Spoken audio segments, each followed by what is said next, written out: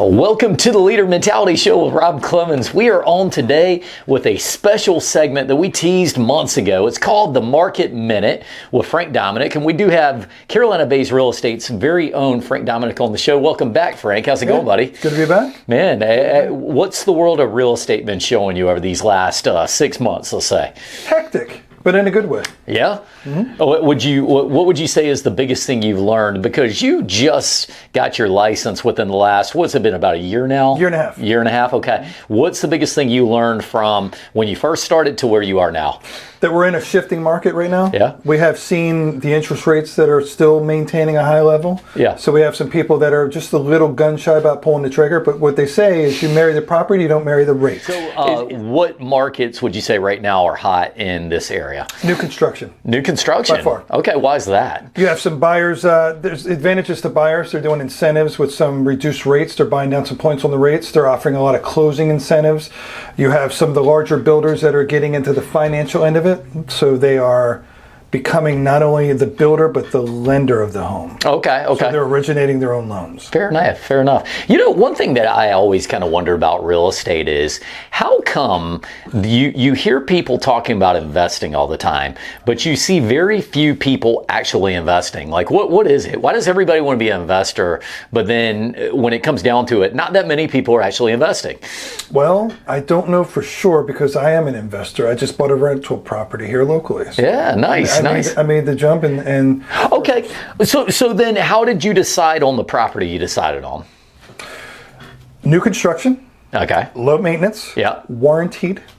And in a good school district. Is this going to be the kind of thing where when you've got the property, are you going to be renting it out, or are you just holding on to it to flip renting it? Okay, gotcha. Well, you know, because you remember back in 2006, 2007, this market was just hot. Mm-hmm. And anybody who's ever followed the market knows that the market dropped way off in 09. Nationally. But up until then, people are buying stuff, they'd flip it, and never see anything like it. Mm-hmm. You would buy a property and literally turn right back around and sell it for a pretty handsome profit. This is how so many people got stuck later because they're buying these properties, flipping them, but then all of a sudden you couldn't flip it anymore, and this is where everybody went under. Well, eventually in anything that has accrued and fluctuating values, they probably bought at the peak, and then as things dipped, they became upside down.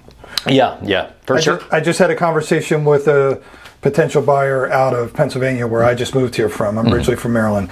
But they had bought their home in 08. And in the height of COVID, all those years later, their house was finally back to the value where they purchased it in 2008. Right? Yeah, think about that. And Pennsylvania was a very conservative state. You didn't see the giant fluctuations like you saw in Florida or beachfront communities like here, where we had large crashes. You had more of a dip, but they were still at the peak. Well, the interesting thing is that I was very much in the industry back when the market did crash, and we had this just drastic dip. People are buying homes for $350 that are worth $280 like months later. I mean, you've lost a phenomenal amount of money. And then we had a recovery starting around 2012, and we had what was almost like a historically slow recovery. It was historically slow. But it was steady. But it was steady, but it was just creeping up. And then finally COVID hits, and not only did we get back, but we well surpassed it. And I've heard story after story about that. So I guess that given that you bought this property as an investment, you're doing it with the rental route. You're going to get through and, okay, gotcha. I'm not going to try to flip it. No. Right, It's a brand new construction. Like I said, it's a maintenance free. It's a townhome. Yeah. So if anybody's interested in a rental. Yeah, right. There you go. I also do those. Yeah. But anyway. I hear it's got a beautiful view. Beautiful view. Yeah. Awesome. Well, so with that being said, are you just on the forefront of getting one property and then, just buying a slew of them, or is this just kind of a slow trek into it? Slow trek, first purchase, but I'm up north. I had several, so I think it's a possibility that I'm going to move forward. Yeah, cool. And being in real estate, you get a little bit of a jump. Sometimes you see where things are coming. Well, I hear a lot of people say, I want to get into real estate. They're going to get their real estate license, and then they want to become an investor. And again, you've done it, so I think that's a really great standpoint for that. What do you find most enjoyable about this industry? Helping people. I've always been in some sort of public service or sales, and it's more rewarding to help people. I always say, if you help people and you enjoy what you do and you're honest, the money will follow. Well, I like the honesty angle because we, and having real talk, man, how many times in the history of this country have you seen somebody and they're doing something and you're like, what a scumbag. Right. You see these scumbags and you have that feeling of you see them having what you perceive as success. Well, it's either a book or a mantra or something that I just saw recently, and it says, find your why. And I think if you know why you're doing what you do, that's going to be kind of put a purpose in front of you. Like if you're doing it for a paycheck, you're not doing it for a reason that's, I think, sometimes ethical, but also that's not something you're passionate about. Yeah. Because to you, it's a paycheck. Yeah, absolutely. You know? But if you're doing it for the reason I'm doing it, I'm trying to help people. And I want to, this is a referral business. So not only do I want to help the people that are in front of me right now, but I want to help the people they know. That's the game. You know? Well, I think that ultimately, as a bigger picture of life, when people are doing things that are very selfish and self-centered and self-driven, maybe they get away for a little while with that. But at some point, I believe it always comes back. In a busy real estate market, there are some real estate professionals that are in it for a buck. It's talking about a busy market. We're no longer in the order taker market. No. Right? So we should have never been in them. We should have never been in them. And we had a famous order taker market. And we're talking order takers for real estate agents.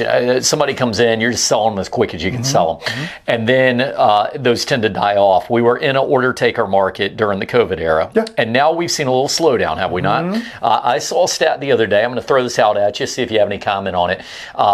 It was that in May of 2022, compared to May of 2024. Let me say that again. May of 2022 stats comparison in real estate to May of 2024.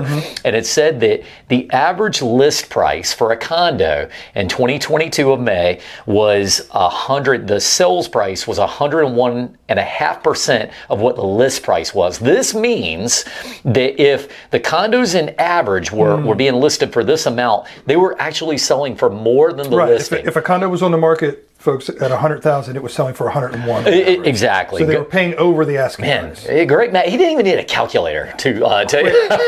No, but now you change it over to May of 2024. Same statistic. Condos in this area of the Myrtle Beach area, 97%. So, which 97 is a more traditionally accepted rate. So we're back to where we should be. So the sky is not really falling. But when you hear that, what do you think's changed? Well, there's a couple of things that have changed. I think we're in you say slower market, I say we're in a more cautious market. We still are growing. We still have a lot of people moving into the area. But that fever pitch of you throw it up on a listing and people just clamor, 5 people are overbidding for it, those days are gone. Yeah, so when that's happening though, and people are expecting something, what do you do? What do you do when you got a listing, you put it on there, and it's just not moving? I mean, what are the tricks? What should you be doing? You have to find your buyers. Yeah. You as a listing agent, you have to find the market. You have to be a market expert. A lot of people, the second part of what I was going to say about the pricing difference, the 97%, there are still agents in the local market that are pricing like we were still at that fever pitch. And sometimes you get lucky. You have the right, they always say for every head there's a hat, or every shoe there's a foot there's a shoe. Yeah. So same as a property. 100 people could look at that, but one of that 100 is going to be the house they always wanted. Yeah, yeah. Right? Everybody else is thinking about it. Maybe a couple people with almost fits. They're going to price shop it, but somebody might pay that full asking price right out of the gate because it's the perfect house for them. Yeah, fair enough. But I think you have a lot of people that are not adapting to the shifting of the market. Whereas my whole career, I've always adapted to everything. I've been in some sort of public service, but I've shifted careers, so I'm always figuring out my footing. So I'm still figuring it out. I like that you went that route, and we're just spitballing all about real estate today on the Market Minute with Frank. But the thing to me is, I'm going to piggyback off what you said. There's that old question of pull or no pull. How's a pull going to affect my value? Now, at Carolina Bay's Real Estate and Construction, one of the things that makes us unique is that we know the value and we know we can do the improvement. So sometimes people ask me, what's a pull going to do? If I have a pool, I just spent $60,000 on my pool, so my home value just went up by 60,000. I'd say traditionally, no, not really. No, not really. And in fact, it actually is probably only going to recapture about 2/3 of that value, maybe less. Which is still nice. Which is still nice. If you get the use of the pool, you get the use of the pool, you improve your property. I was going to say, nice. it's still a good thing for you. You have to buy it for yourself first and foremost. Correct. I wouldn't flip it under the presumption. You're not buying it as an improvement. Right, Yeah. exactly. However, that thing you said is very true. Sometimes people are looking around and you've got your neighbor's property and they've got your property and yours has the pool. That might be the only thing that sets you apart. So while I don't always agree, it's not going to recapture the money, but it will definitely make you more desirable in a comparison of the two. Another one is solar panels. Yeah. I've had this question for years. How are solar panels going to affect my value? So years ago, there was a study done by the Berkeley Laboratory, and they said that solar panels added about $4 per watt to the cost of your house. So you go and put a 6,000 watt panel onto your house, and that's pretty average size. It would add about $4 per watt, which is $24,000 to the price of your home. And I would always tell people, I'd say, don't buy it under that pretense. No. Nobody has ever used that as especially here in South Carolina, where the energy rates are very affordable. We've got very affordable energy rates. That's a whole other show, right? We're only paying like 11 cents per watt, but kilowatt rather. Which is a great average nationally. It's a pretty low price there. But the thing is that there are going to be people who are energy conscious, which are socially forward or whatever you want to call it, and they're going to see those panels and say, that's the home I want. So there's always some things you got to look at and understand that interest level. That being said, a question for you. Yeah. Do you still believe the kitchen remodel is the most beneficial improvement for a home? I love it that you're asking the question. I'm going to tell you, as a guy who has been in the home building industry, and I've watched people walk in home after home after home, there are two primary things that seem to sell a home. And there's a third one that's a bonus in Myrtle Beach, South Carolina. The first one is you got to have a nice kitchen. Yeah. I'm sorry, you just do. If you have a dollar for kitchen, dollar, that's your improvement. Pound for pound, you can't beat it. Right. The other thing which is interesting is a nice master bathroom. Yes. And the reason I say that is we downplay that too often, but you're looking for the person that the wife's getting ready there in the morning. Sometimes you're using as the soaker tub. Sometimes you have the really big shower. Those are things that you really need to have if you're looking at changing it. Now there's always I actually did a presentation on this at the last home show. There are certain things you can do that if you spend this money, you're going to get more value from spending this money than spending this money on something else. So I spend $1 here and it gives me $2 back. I spend $1 here, it gives me $1.50. Well, what do you want to do? The $2. Yeah. Things like a great paint job inside your house. Look, you can spend money on a paint job and sometimes get a 200% return on investment because of the fact that you get in a home that has marks all over the wall, and then you go into a freshly painted house with brand new popping colors that are more modernized. That can immediately improve your home value. So that's a huge one to answer that question. So, but the third bonus one is for the northerners that are moving down. Okay, we're in Myrtle Beach, South Carolina, and really you could talk about any coastal region, but Myrtle Beach is where we're at.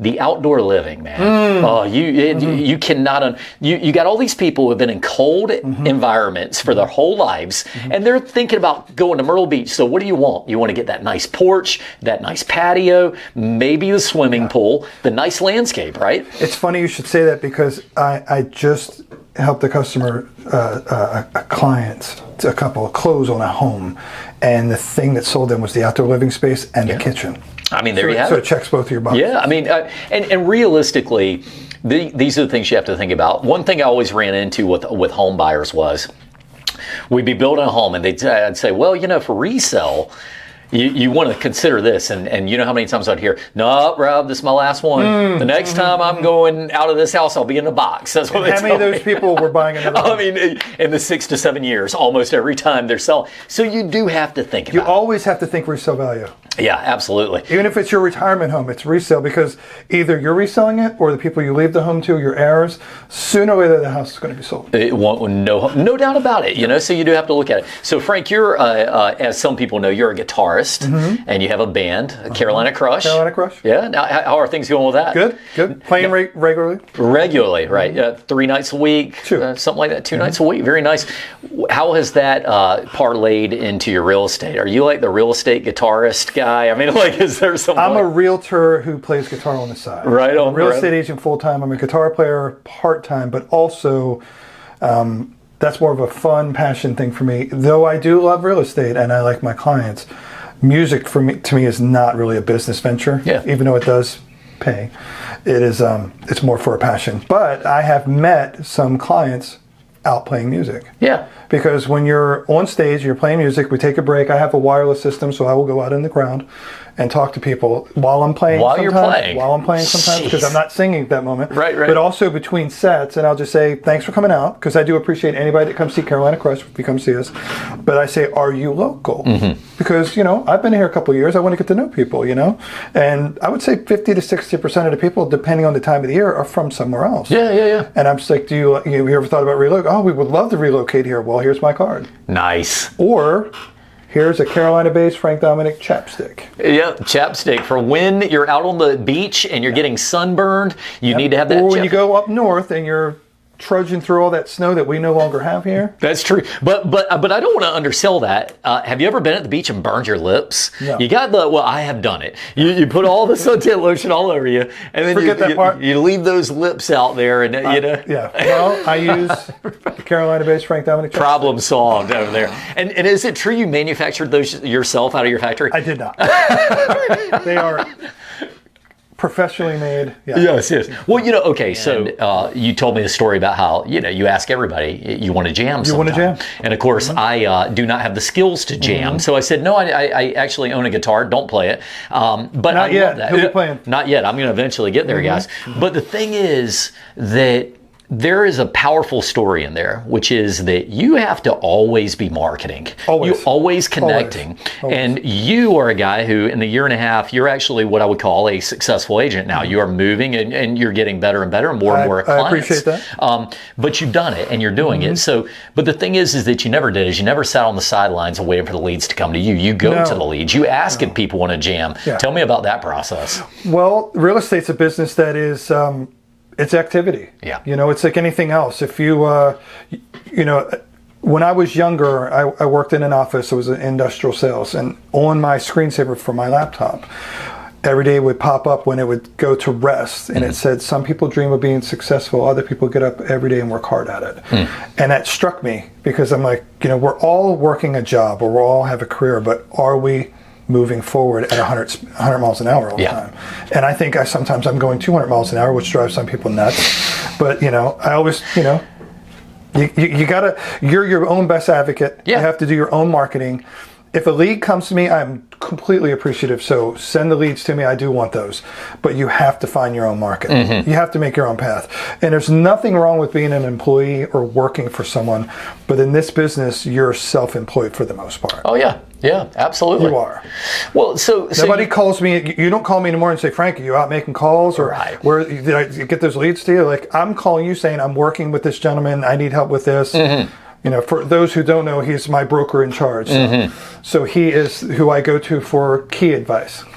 Well, I feel like that the lesson for the takeaway is if you're at home and you're looking at a new business, everybody wants to be a business owner, but why do so many businesses not succeed? 50% fail within the first 1 year. I've heard as early as 1 year, 3 years certainly. And why does that happen? I always picture the person who they took the money, they created the name. There's so much excitement and passion. So much, you're going to go work for yourself, and then you get into that life and you find out it's a lot of work. It's a lot of work. Yeah. It doesn't. My favorite, and even I fell victim to this. I got my real estate license. I'm like, I'm going to try this part-time, see how I like it. You can't do that. Yeah, correct. The people that do it are part-time or sunsetting. They're retiring and they have so much referral business that they're divvying it out and working with key clients when they have the time. Other than that, you have to create your business every single day. Absolutely, man. Good stuff on the Market Minute, man. I really love that. What would you say is the one place that is hot in this area? Now, we are in the area of Myrtle Beach, so if you're not from the area, we have areas ranging from North Myrtle Beach, Little River, Longs, Ainer, Gallants Ferry. Where's the hot place right now? For me right now, that primary activity is in Conway. Conway, yeah. Because a couple things are happening there. Myrtle Beach, and it depends on the market. I live in Carolina Forest, which some people think is overpopulated, but I'm originally from Baltimore, which this is still underpopulated. Right. We have my neighbors are from New York. They're from, that's overpopulated. That's overpopulated. Conway is a little bit more affordable. It's a little bit more removed from what you would say hustle and bustle, which to us former Northerners, I'm a Southerner now officially, it's not hustle and bustle, but it does have some moments. Like 501 can get congested. Yeah. But you just have to pick your time. That's right. You said you're a Southerner now. Are you using the word y'all properly at this point? A little bit. Okay. Give us a sample of it. Do you get your guitar out and go, howdy, y'all? How y'all doing?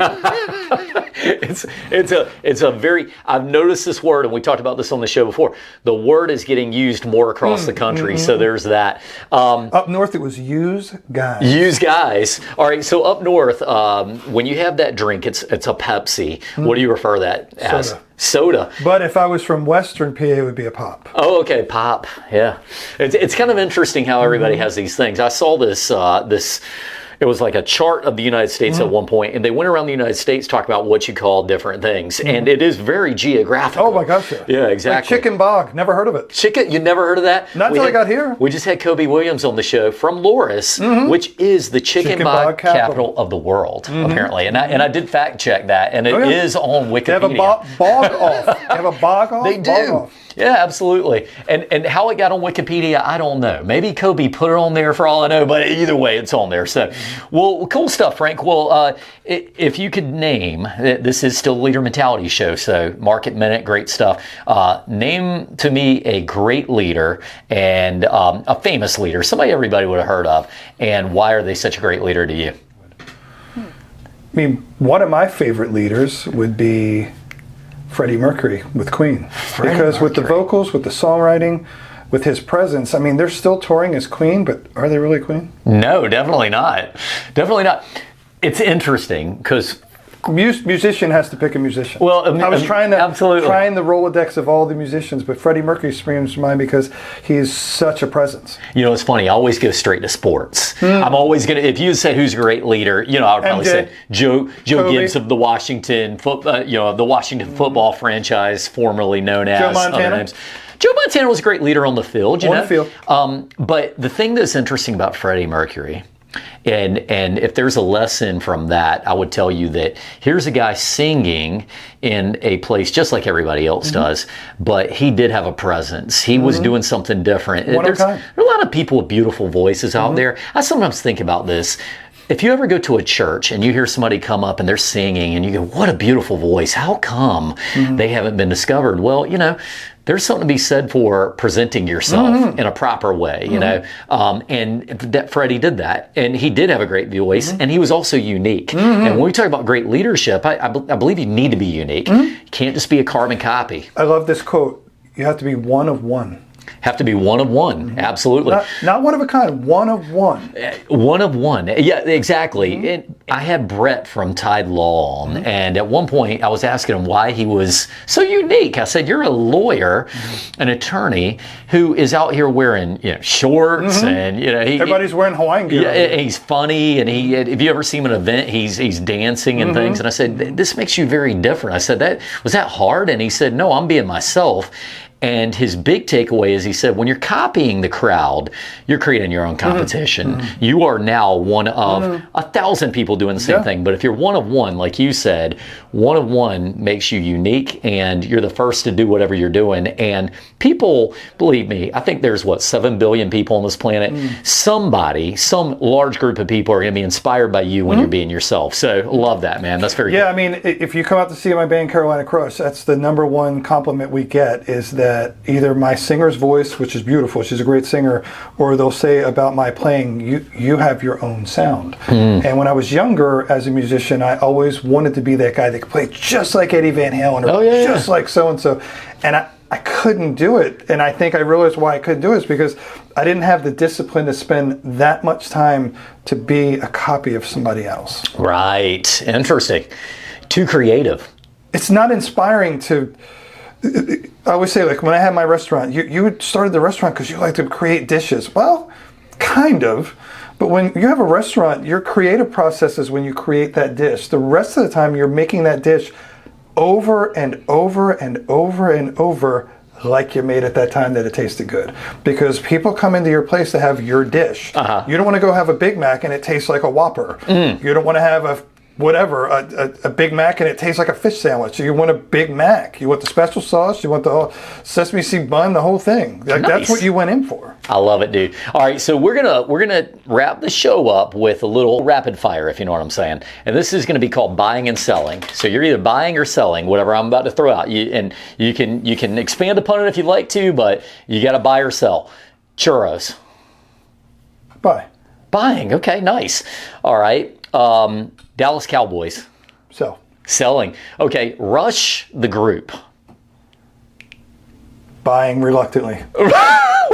Saw them 4 times. I just don't ever want to hear them again. But I Really? Like them. Yeah, saw them 4 times. I love them, but I've heard enough. They're pretty awesome, but and now the drummer's gone. Unfortunately, God rest his soul. Now you're absolutely, and now you're very reluctantly buying. Whereas at one point you were very happily buying. Yeah. Last thing, Myrtle Beach Real Estate. Buying. How do they find you, Frank?